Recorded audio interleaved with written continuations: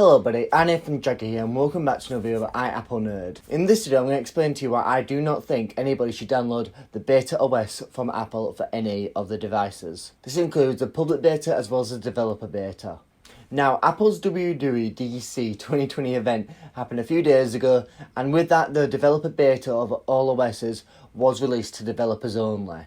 With that being said, it did leak into the public, and the public can get their hands on it easily if you look on the right sites. Not only is that very risky, I do not advise it and I do not do it myself.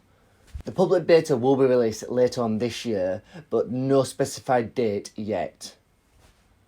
You can sign up to that via Apple's site easily with a verified source. But I'm going to focus on the developer beta right now and talk about the public beta later on. So, the developer beta is released simultaneously to the OS being announced to Apple.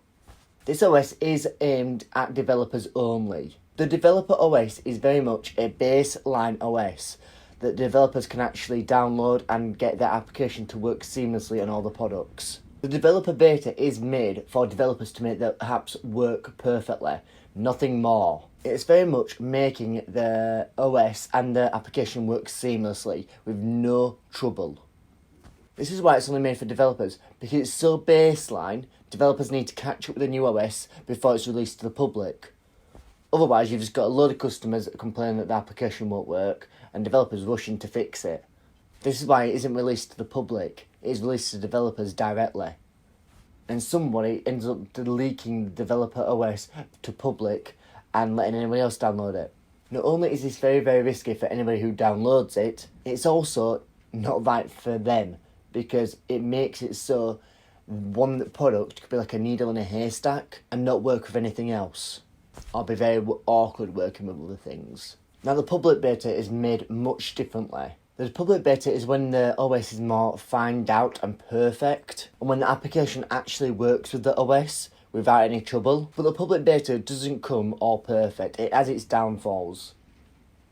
Such as you are more or less a guinea pig for this company with the application as well as Apple. And even in terms and conditions, you are signed up to give Apple and the company feedback to see what else it can improve on with the new OS. The public beta is made for the public, but only public who are willing to risk their phones or devices. When I downloaded the actual public OS last time on my iPhone 5S, it actually said that my photos were taking 20 gigabytes up, when in fact they were only taking 5. I went to Apple Store and asked about this, and they said it's one of the drawbacks of having a beta OS. This is so Apple can actually make the OS perfect for the official release. So there'll be no glitches, no awkward moments when your phone just stops working. One feature that did stop for me once was when I actually had my MacBook and an Apple Watch. And usually you can unlock your MacBook with your Apple Watch. But when I had the beta OS, it actually stopped that. So it could stop it entirely or just slow it down. Anything could happen when you're on a beta. And that was what I had when I was on the public beta. Now, I don't even think Apple knows when they officially release a public beta, because there's actually no date on the site.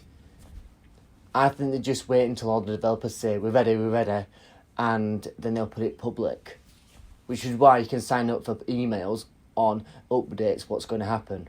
But if you do want this public beta or developer beta, I would advise you to actually download it on a separate device that you do not use hardly ever or at all. Because if this messes up your phone, you will have to restore the whole thing. On to another story about restoring. If you actually download the beta and it backs up to the iCloud, if you get a new phone, you will not be able to restore that backup from the iCloud. You'll have to go early on before the beta is downloaded. And Apple only keeps the last 30 backups on iCloud. So if you've done more than 30 days, because a device usually backs up every day, then you have to completely start fresh on a new phone, or download the beta onto the new phone. But even when the official OS is actually released to the public, your phone will still be in the beta, because you'll be still receiving them tiny updates as a guinea pig again.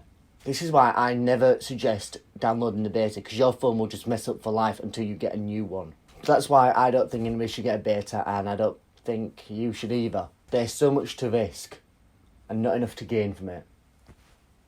But as I said, go on your spare phone, download it on a spare phone, have a bit of fun with it, send Apple feedback, help them out making it a better OS. But don't download it on your main phone. Apple usually officially releases the next OS in September. It's usually around the 9th to the 15th of September, so look out for it then. But until then, have fun on your main OS. Anyway, that is it for this video. Make sure you get a big thumbs up, subscribe down below, turn the notification bell. My social medias will also be linked down below as per usual. I'm on Instagram the most. If you're on my Snapchat, here you are. If I ask who you are, tell me, because the chances are I'll just unfriend you because I'm the kind of person that likes to know who everybody is on this friend list.